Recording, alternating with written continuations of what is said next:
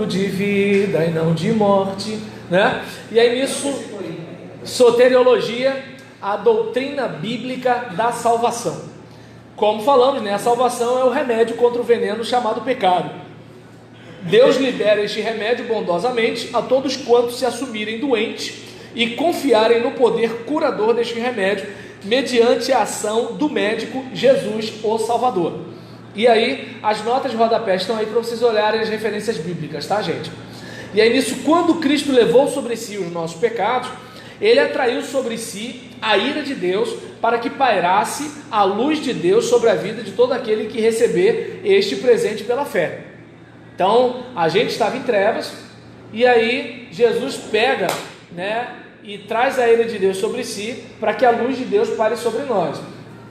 E nessa situação, né, para que sejamos salvos, precisamos nos apropriar dessa verdade. Ou seja, eu posso estar falando isso, mas se você não acreditar, se você não assumir, se você não abraçar essa palavra, aí não adianta, porque é pela fé que a gente recebe isso.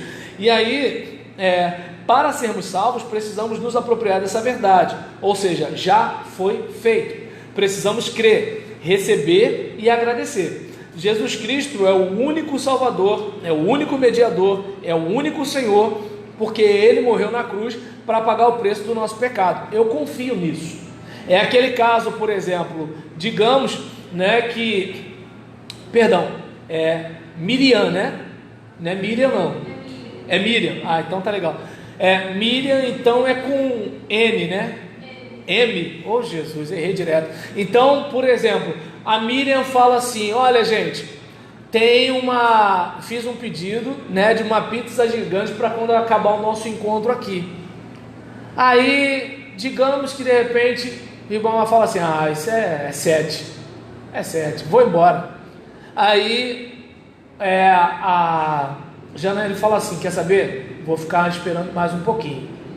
E aí nisso um vai embora mais cedo, outros vão embora no horário, outros vão embora mais tarde porque estão esperando a pizza. E aí quem vai embora mais tarde é que acreditou. Então eu não sei se dá para perceber que a gente vive confiando todos os dias. Eu confio no meu mecânico. E torceu que o jogo que embora para ele comer um pedaço do mar. Porque acredita muito, né? E ainda tem um coração ruim, né? Aí nesse caso, por exemplo, eu não sei se dá para perceber, para ver como é que crente não é perfeito, né? Ele acredita, mas o coração dele é como é que é mal. E aí, por exemplo, gente, quando eu ando, eu meto o pé no meu carro. Por exemplo, eu sei que no viaduto ali da Pavuna vai estar engarrafado. Eu sei, né, que quando eu tiver aqui perto da Via Light, Via Light é para cá, porque eu confundo que aqui quando eu estou em Plancheta, vai estar engarrafado. Então onde tem o trânsito livre, eu meto o pé porque eu sei que vai ficar engarrafado em algum lugar, né? E no caso do trânsito, né, sempre que alguém está cochilando, está no WhatsApp, eu pego a brecha, né? E aí eu sei que falar pega a brecha é complicado, porque o pessoal lembra do diabo, né, que pega a brecha. Mas assim, eu vejo uma brecha, eu estou passando. E aí nessa situação, onde eu quero chegar? Se o meu mecânico fez um trabalho lambão, estou lascado, porque eu confio no que ele fez. Entende? Então, a gente vive confiando em tudo. Aí quando chega na salvação, mas aí, vai entender, né? E aí quem invocar o nome do Senhor, será salvo. Né? Invocar significa implorar, né? Implorar a proteção, implorar o socorro, implorar o auxílio de alguém, né? Quando já viu, por exemplo, alguém está passando mal, né? Eu lembro que eu passei a madrugada em claro por causa da minha vizinha que estava tendo problema nos rins, né? Uma pedra no rim, e aí nisso saí de casa 9 horas da noite com ela. Voltei 5 e pouca da manhã, porque vai no lugar, não tem médico, vai no outro, tem médico, tem remédio, cada lugar tinha um negócio e não tinha outro. E aí, quando chegou, parece que todo mundo foi para o mesmo lugar, né? Porque não tinha nos outros lugares. Aí demorou o atendimento, aquele negócio todinho, tudo tal, aí a gente veio embora junto. E nessa brincadeira, o que seria invocar? Mais ou menos isso, ou seja, eu esqueço meu orgulho. Eu quase não falo com o meu vizinho, mas estou precisando. Ou seja, eu preciso, e quem precisa vem por baixo, assim, olha, eu estou precisando, me ajuda. Deu para entender? E aí, diante de uma situação dessa, qual é o problema da gente para a salvação? Eu preciso admitir que sou pecador. Eu preciso admitir que eu estou na jurisdição de Satanás e eu preciso ser transferido do império das trevas para o reino do seu Filho amoroso. Eu tenho que admitir que o meu coração é mau. Isso não é para qualquer um, gente.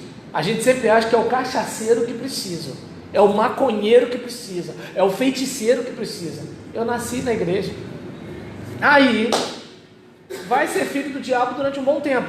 E aí nesse caso, por exemplo, a gente vai reparar, né, que diante dessa situação, essa decisão requer fé, né, e compromissos com Deus, muito mais, né, do que mero emprego de palavras, né, aquela fé mental, aquele assentimento intelectual. O camarada, ele sabe falar tudo sobre Deus na igreja, foi embaixador, conhece todos os versículos, participou da escola bíblica, ele sabe falar um monte de coisa, né? Então, assim, ele tem uma capacidade intelectual para falar da fé incrível, mas essa fé não transformou a sua vida, essa fé não está no seu casamento, essa fé não está no seu modo de lidar com o desemprego, com a doença, com as finanças, com os vizinhos, com o trabalho, com o ministério, com a igreja, com seus irmãos em Cristo, inclusive os que vacilam, né?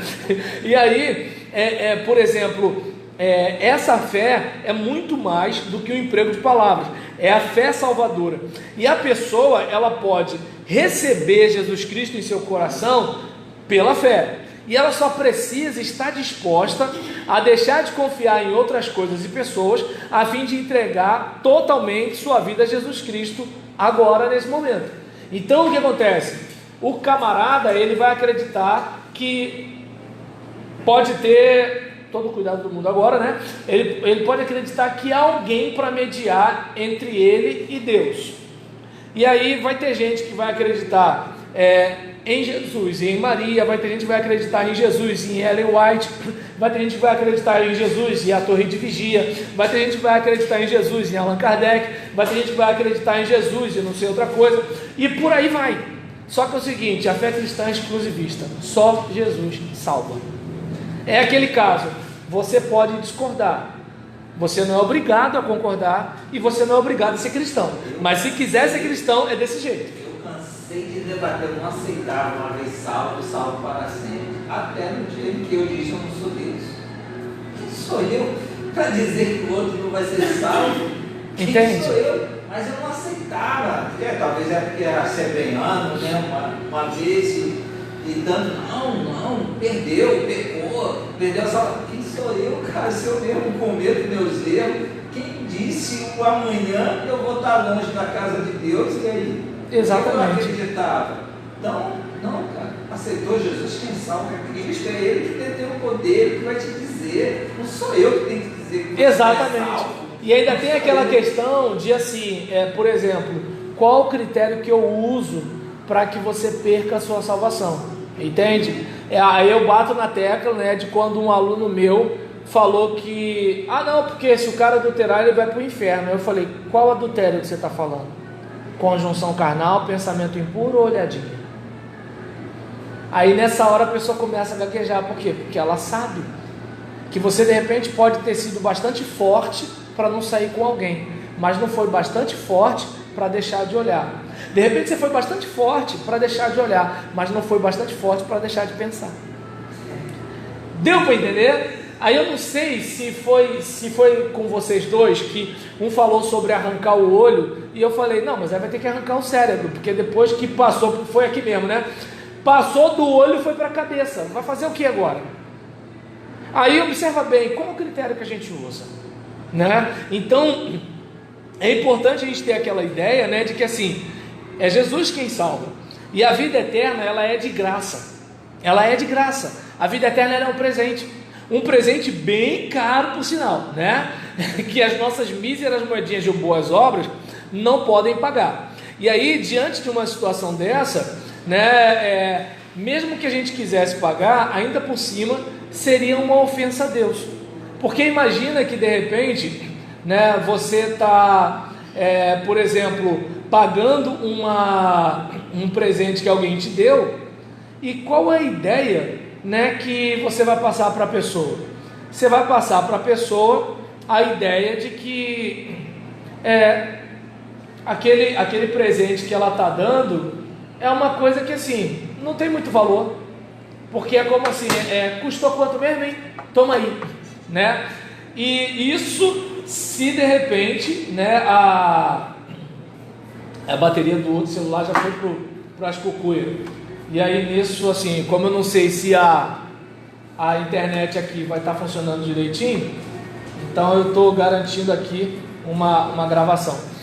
E aí, por exemplo, a salvação, ela é de graça, né? Ela é um presente, nós não podemos pagar, e mesmo que tentássemos pagar, estaremos ofendendo. E no caso de um presente, só podemos receber, ainda mais quando a gente não tem com o que pagar, né? Ou seja, foi Jesus quem pagou, nós não temos como pagar pela nossa salvação.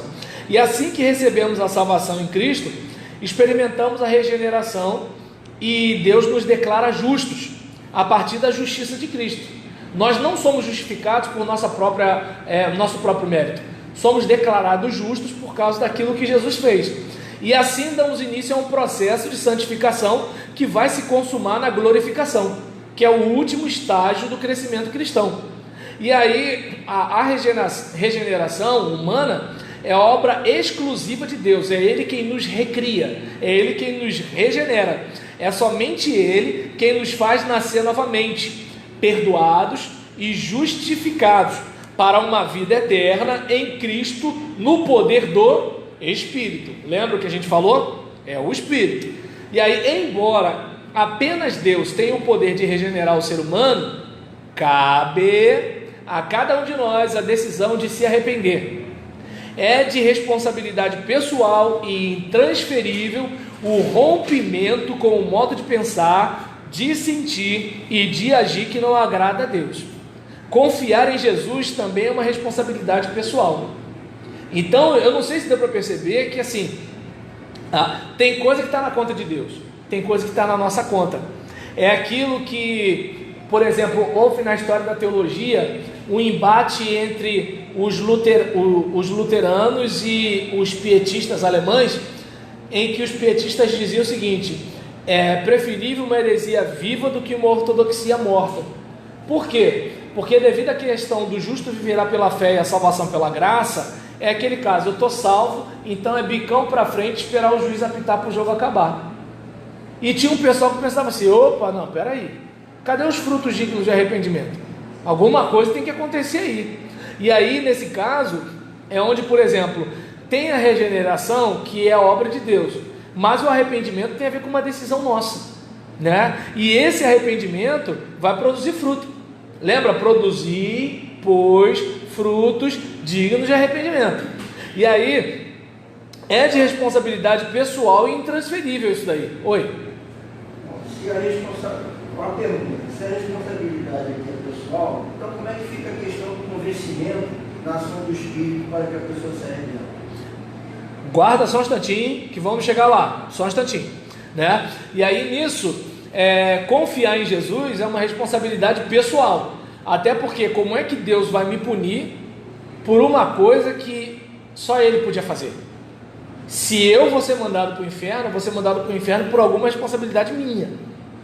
Porque se é só a responsabilidade dele, primeiro, a culpa é dele. Se é só a responsabilidade dele, como é que ele me cobra? Mas aí é raciocínio meu. Vamos lá. E aí nesse caso, só um instantinho, Francisco, vou chegar lá. Em relação aqui, cabe a cada ser humano deixar de confiar em qualquer coisa ou pessoa e transferir, né, sua confiança para Cristo como alguém que precisa ser resgatado em alto mar e precisa confiar naquele que está fazendo o resgate. Voltando aqui para a questão da nossa incapacidade de nos salvar e da nossa decisão, né, no processo de salvação. Vamos imaginar que o Francisco indo para o inferno é semelhante ao Francisco em alto mar, correndo risco de morrer. E aí nesse caso, né, Francisco precisa ser resgatado e precisa confiar naquele que está fazendo o resgate. Aí vamos lá, diante de uma situação dessa, o Salvador joga a corda, ele oferece a salvação, e a vítima do afogamento, né, precisa segurar a corda para ser salva. A partir dessa mudança, aí sim, o Francisco é resgatado. o Francisco é salvo. De inimigo agora ele é amigo de Deus. Então, o que acontece? A resposta do homem é como o segurar na corda. A oferta de salvação é como jogar a corda. E aí os monergistas vão dizer que aquele cara que está segurando a corda está pegando a glória para si, porque é Deus sozinho que salva. Não, o cara que segura a corda não está se salvando. Ele está acreditando naquele que salva. Porque se aquele que salva não jogasse a corda, não ia adiantar nada ele estender a mão. Se aquele que salva soltasse a corda, não ia adiantar nada. Então, no caso seria a regeneração monergista, não a cinética. Isso, aí o que acontece? A regeneração, aí sim, ela pode ser monergista. Entende? Só que quando a gente pega a salvação, a gente não pega só a regeneração, a gente pega também outros aspectos. Agora, em relação à questão do arrependimento, o arrependimento e a fé tem a ver com a resposta humana. A regeneração não é a resposta humana, a regeneração é a oferta divina. Entende a diferença? Daí onde o batista, ele fica no fogo cruzado entre o arminiano e o calvinista. Mas quando ele fala da fé de Cristo, isso não é nossa, é nome de Deus. Aí é um modo que, por exemplo, o monergista vai ver esse versículo divergentemente do modo que o sinergista vai ver. O monergista, por exemplo, vamos lá, pela graça, né, você é salvo, né? Pela graça você é salvo. Como você é salvo? Mediante a fé. Ou seja, você é salvo por meio da fé que você tem. E aí, o monergista vai entender que você não tem como ter fé e Deus te deu a fé. Então, nisso que Deus não deu a fé para ela vai para o inferno, porque Deus não deu a fé para ela. Mas Deus deu a fé para ele e ele vai para o céu. Desculpa, senhora. Aí, Isso é monergista cinético, né? não, nesse caso é monergista mesmo. Só um instantinho, deixa eu terminar. Aí o que acontece? Olha como é que é o negócio. Por exemplo, nesse contexto, a fé, né, é vista como o dom de Deus. O sinergista, ele vai entender que pela graça você é salvo. Pelo favor de Deus, você é salvo. Como você é salvo? Mediante a fé. Mas o que é dom de Deus? É a salvação, não a fé. O monergista vai ver a fé, o sinergista vai ver a salvação. E aí é aquele caso. Aí a gente grande brigando para discutir esse negócio. Entende? Porque eu pelo menos tenho dificuldade do Deus que quer que todos se salvem. Ele quer que todos se salvem. O Deus que quer que todos se salvem, decidir dar a fé para um se converter e decidir não dar a fé para o outro não se converter. E ser glorificado com a determinação de um para ir para o céu e ser glorificado com a determinação do outro para ir para o inferno, sendo que ele vai responsabilizar o cara por uma coisa que foi ele que decidiu. Mas pode falar. Não, aí eu gosto do cara segurar a corda, né? É o que eu estou falando. E aí, vindo aqui, gente, pelo amor de Deus. Oi? Pode, até porque quem corre o risco de ter a mala aqui na porta é você. Ninguém falou isso. Então vai. Eu vou trazer a mala mesmo. Janaína está quente hoje, não, vai, fala. Pastor, eu não consigo entender. É assim, aquela passagem que Jesus fala. Naquele dia, muitos dirão, que no nome dele, ele expulsou demônios, ele curou, ele pregou, ele fez tudo.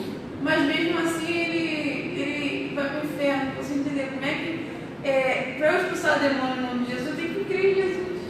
Olha, o que acontece... Para eu curar em nome de Jesus, eu não tenho que crer em Jesus. Peraí, olha só. Você pode pregar e a gente aqui se converter e você não se converter. Não, mas aqui está dizendo a salvação vem quando eu aceito. Isso. E não necessariamente se o pregador é salvo ou não. Eu acho que eu não entendo. O que acontece? Eu posso pregar. Eu posso ser um pastor que vai para o inferno e a minha igreja todinha para o céu. No seu nome, se eu... Gente, mas porque é o nome dele, não é o que fala em nome dele. O que está em questão é o seguinte: eu não sei se dá para perceber que assim, a questão não tem a ver com o pregador, tem a ver com a mensagem. A questão não tem a ver com o exorcista, tem a ver com o nome de Jesus. A questão não tem a ver com a pessoa que ora, tem a ver com aquele que atende. Então, o que acontece é o seguinte, essa parte, ela é dolorosa porque está muito claro que isso é crente. Crentes que precisavam de salvação. Crente não era salvo, ele quer dizer que... Ou seja, ele era crente na religião. Cristãos que não são salvos. Então, por exemplo... Ele segue a religião e exatamente. prega. Sociologicamente, ele pertence a uma religião chamada cristianismo. Sociologicamente, ele pertence a essa religião chamada cristianismo, né? Ele, por exemplo, é o que a gente chama de crente nominal, mas ele não é um seguidor de Jesus. E se ele não está seguindo Jesus, ele não está indo para o céu. E aí, nesse caso, né, voltando para cá, cabe a cada ser humano deixar de confiar em qualquer coisa ou pessoa e transferir sua confiança para Cristo, como alguém que precisa ser resgatado em alto mar e precisa confiar naquele que está trazendo resgate, fazendo resgate. O salvador joga a corda, a vítima de afogamento precisa segurar a corda para ser salva. A partir desta mudança, o homem se torna amigo de Deus. A pessoa regenerada torna-se amiga de Deus pelo fato de não haver mais motivo para a separação. A corda foi jogada. Em Cristo fomos absolvidos e perdoados. Então é aquele caso, Deus não me olha por aquilo que eu fiz, Deus me olha por aquilo que Jesus fez. Deus não me trata segundo o que eu faço, Deus me trata segundo o que Jesus fez. Deus não vai me levar para o céu por aquilo que eu vou fazer no futuro. Deus vai me levar para o céu por aquilo que Jesus conquistou no passado. E aí, nesse caso, né, em Cristo fomos absolvidos e perdoados. Deus nos vê como justos e espera de nós que vivamos como tal, já que recebemos esta justificação confiando em Cristo. E aí, mais uma vez, a gente volta para Romanos, né? Qual é a situação? Como está escrito, não há nenhum justo, nem um sequer. Nós fomos justificados por aquilo que Ele fez, e é nisso que nós nos tornamos justos por aquilo que Ele fez, porque estás debaixo da graça, considerai-vos mortos para o pecado e vivos para Deus. Então, diante da oferta de Satanás para mim, eu estou morto para isso. É difícil? Claro que é difícil. É luta? Claro que é luta. Tem dia que eu não consigo? Tem dia que eu não consigo. Mas, né, é melhor ficar aqui dentro. Então, nesse caso, e não é granizo. Então, em relação a isso, né, é importante, né? Não, é amanhã o Flamengo. Aí, nesse caso, né, por exemplo, é importante a gente ter essa ideia. E aí, quem foi regenerado para o bem, prossegue rumo à perfeição em Cristo mediante palavras e atitudes, alegrando o coração de Deus na força do Espírito. Lembra? Eu estou num trilho, eu não tenho como ir para outro lugar. Eu não estou numa rua e corto o caminho, eu estou num trilho, eu não tenho um outro caminho, senão, né? Estou no caminho ao lar da glória, estou no caminho ao lar da glória, coisa velha. Aí nesse caso, né? Não, né? Então, tem um outro também que é primo desse, breve verei Jesus, né? Vindo em glória para levar-me aos céus, né? Aí nesse caso, né? Isso aí não é da época do worship, não é esse negócio de essa casa, sua casa, minha casa, sua casa, e vamos nessa casa, né? É outro tempo, rapaz. Detalhe, demorava 2-3 minutos só a música. E aí nesse caso, e olha aí, está vivo até hoje aqui.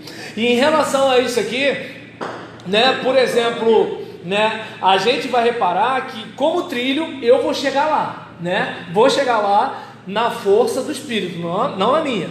Esse processo não se dá involuntariamente e nem acidentalmente. Isto se dá pela caminhada no Espírito proporcional ao investimento feito. Percebe? A regeneração foi Deus. A santificação é uma caminhada, é um investimento que eu faço. Entende? Não vos embriagueis com vinho, no qual há contenda, mas enchei-vos pelo Espírito, né? Andai no Espírito, não satisfareis as concupiscências da carne. Então tem coisa que é decisão minha. Eu vou para o céu, Jesus me garantiu, mas eu vou trazer o céu para cá numa caminhada.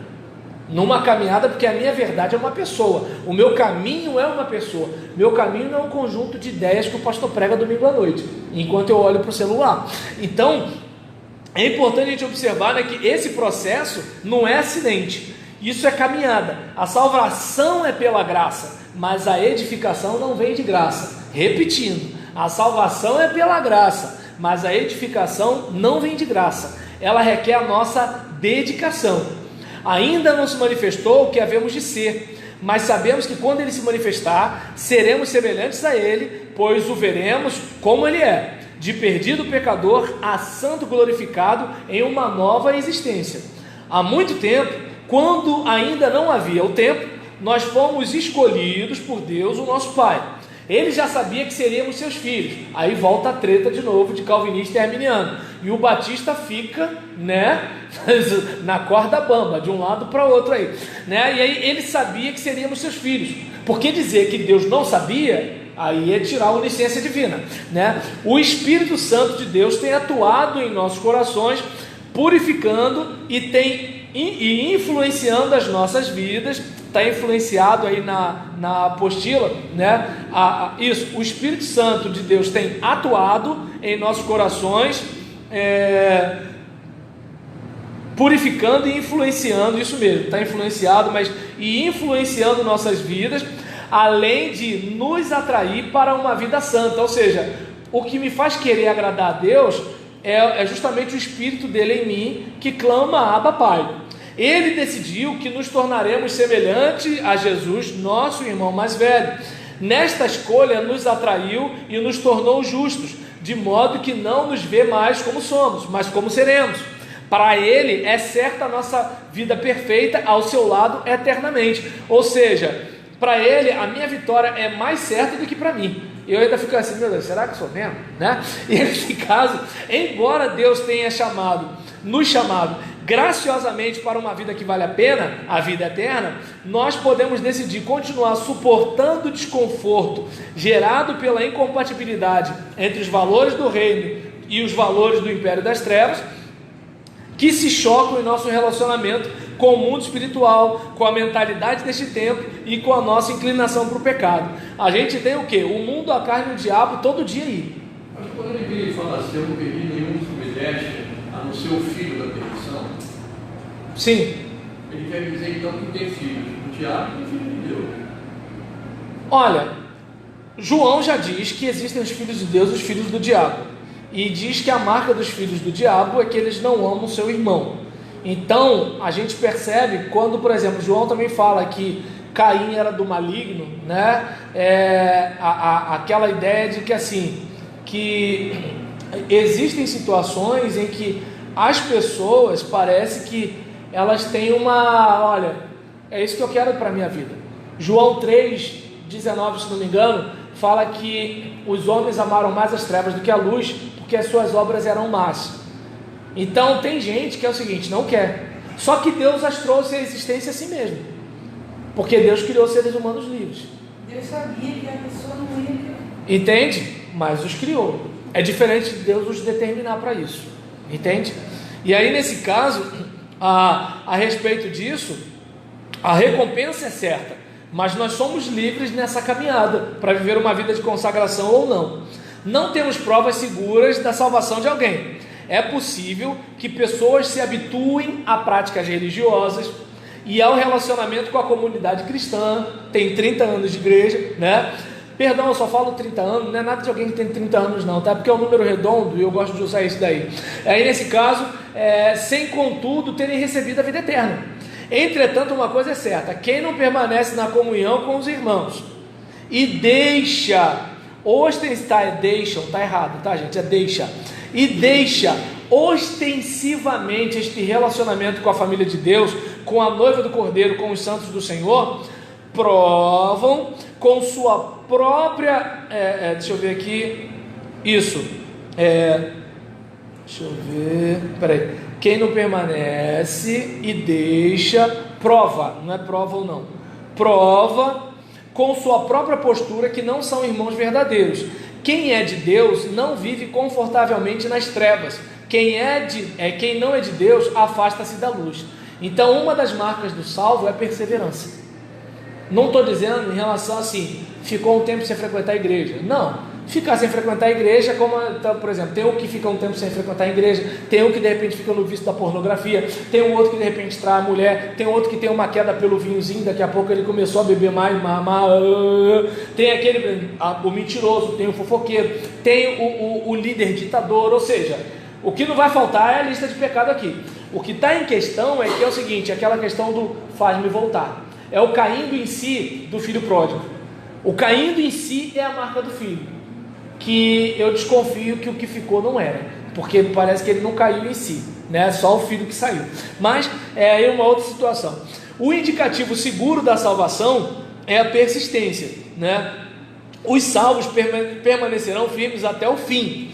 Não permanecerão perfeitos, permanecerão firmes até o fim, porque nada pode separar o verdadeiro cristão de Deus. O amor de Deus demonstrado em Cristo Jesus é irresistível ao salvo, é indestrutível perante os bombardeios do mundo visível e do mundo invisível.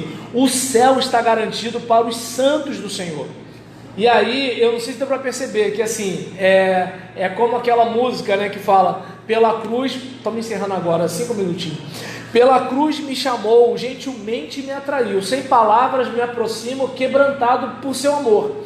É aquele caso, digamos, eu peco, gente, eu falho, eu erro, mas quando eu lembro que, pegando a música do Thales Roberto, que era muito cantada, até ele dizer que era acima da média, né? O povo que amava o Thales Roberto parou de amar o Thales Roberto. Mas uma música dele que eu guardo até hoje, mesmo sendo assim, pobre pecador, Deus me ama. Mesmo sendo falho, mesmo sem merecer, Deus me ama. Se estou forte, se estou de pé, Deus me ama. Se estou fraco, se eu estou caído, Ele não deixa de me amar, né? Então é um negócio, gente, fenomenal. É um negócio fenomenal. Então, aí qual é a marca do salvo? Ele persevera. Por quê? Porque ele percebe, se Deus não desiste de mim, não sou eu que vou desistir de mim. Se Deus não desiste de mim, não sou eu que vou desistir de Deus. Se Deus não desiste da igreja, olha que a igreja vacila pra caramba. Se Deus não desiste da igreja, não sou eu que vou desistir da igreja. Se Deus não desiste do meu ministério, não sou eu que vou desistir do meu ministério. Porque quem deu início, a boa obra é fiel para completá-la. Mais uma música de velho. Quem deu início à obra em ti é fiel para completá-la. Essa você lembra? Ah, mas é velho também. É tudo velho, entendeu? Tem as velhas sem dente e as velhas com variz, mas tudo velho, entendeu? Ah, tá, pode ser. Então, a gente termina com a pergunta. Por exemplo, eu não sei quem é salvo ou quem não é. Pastor José Carlos, da primeira igreja de Bastia em Vila Rosali, não é mais de lá, né? Mas ele tinha uma frase que eu guardo até hoje: salvo quem é salvo, sabe, né? Então, Deus salvou você, então saiba que Ele pode guardar você de escorregar e de cair, e Ele há de nos tomar para si perfeitos e sem pecados, quando viveremos com Ele para sempre. Ninguém vai nos tirar das mãos do nosso Deus. Por quê? Ele nos escolheu. Não somos candidatos, somos eleitos. Eu não posso chegar a outra conclusão, pastor. Fala. Que sem a ação do Espírito, o homem não tem o livre-arbítrio para escolher ser salvo ou não ser salvo. Sim, eu até entendo o que você está dizendo, só que não sei se você percebe que assim, a ação do Espírito não significa que o homem não tem responsabilidade para decidir. Esse é o problema. Porque se você tirar a responsabilidade do homem, por que Deus condena o homem ao inferno? Por mero capricho? Aí é que está o caso. É um dilema que, por exemplo, por isso que eu me sinto confortável em ser batista. Eu não fico no dilema da perda da salvação do pentecostal. Entende? Porque o dilema do pentecostal é o seguinte: meu Deus, peguei o brigadeiro que estava no bolo da minha esposa. É tudo pecado. A pessoa sexo e cachaça, é tudo pecado. Falei mal do pastor, entende? Ou então menti para minha mãe. Cantei para Deus, eu te busco, te procuro, ó Deus, eu te busco toda hora, espero em ti. Mentira. Eu cantei tudo e entregarei. Não entreguei. Perdi salvação. Agora, em contrapartida, né? Deus decidiu que você vai para o céu. Deus decidiu que você vai para o inferno. Por quê? Porque Ele quis. Esse vai, esse não vai. Tá, então já que Ele decidiu, por que Ele me responsabiliza? Se é Ele que me programou para ser assim. Esse é o caso. Mas aquele caso, infelizmente, não dá para a gente discutir isso agora. Até porque é um assunto de séculos, né? Mas assim, a gente pode discutir no grupo. Senão a gente vai ficar vendo os memes da Vânia. Aí nesse caso, então a escolha é de vocês. Mas assim, eu não sei se dá para perceber que assim, Deus, Ele nos escolheu. Sim, mas Ele nos escolheu de acordo com a compreensão da declaração doutrinária, com a sua soberania, mas pela sua presciência, respeitando nossa liberdade. No calvinismo, não. Ele escolheu porque ele quis escolher, pronto, acabou e já era. E o outro? O outro está lascado, vai pular uma fogueira. Mas como assim? Não sei, mistério. Complicado, né? Porque ele quer que todos sejam salvos. Não vai pular uma fogueira, não, vai sentar na fogueira. Aí fica difícil um morto se explicar. O morto tem como escolher. Para o calvinista fica, para o batista não. Entende? Como é difícil para o pentecostal ser sempre salvo, para o batista não. Entende? Esse é o caso. Por exemplo, o que acontece com a gente, que devido a